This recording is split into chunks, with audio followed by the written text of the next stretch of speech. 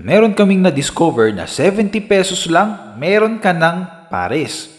Nandito pala tayo sa Tagaytay at ang pangalan ng kainan na ito ay Galego Pares Pares na matatagpuan naman sa Ligaya Drive, Tagaytay.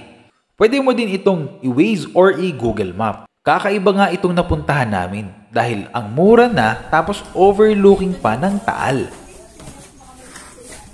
85 times 2. 347. Uli 85 yung bawat pares. With egg po yun. With egg na. Pagka walang egg, 70. 70.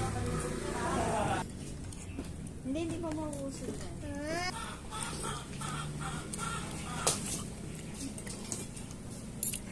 Masarap yung sabaw. Masarap yung sabaw. Ano? Baso?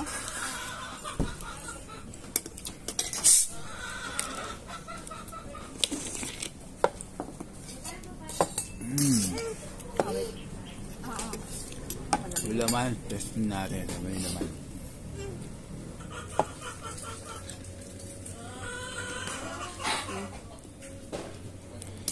₱85 with egg.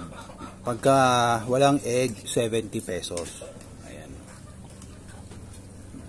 Pwede na. Andiyan ah. Kabisado mo na yan ah. Lambot. Pwede na. Sarap. Ano, Anjo? Kamusta naman yung ano? Masarap. Masarap. Ano, well, di ko na-surprise ako, wala tuloy ako masabi. Ang dami mo sinasabi kanina eh. Masarap para sa mga naghahanap ng budget-friendly dito sa Tagaytay na bulalo. Yun. Sa halagang ₱80, nakakain ka na ng authentic bulalo dito sa Tagaytay. May overlooking pa ng Taal. Bulalo ba to? Pares to ah. Ay, ganun. May masabi na. Tsaka ₱85, hindi 80. ₱85 with egg and rice. Pag may egg daw. Pero pag walang egg, Ah, ganon? Oh, mali ako. tikman na natin. Tikman daw niya oh. Oo nga, masarap. Mabaw pa lang, ulam na. Sabaw pa lang daw, ulam na. Pwede mo ikanin yung sabaw eh. Oh, Tikman natin. nilagaya niya.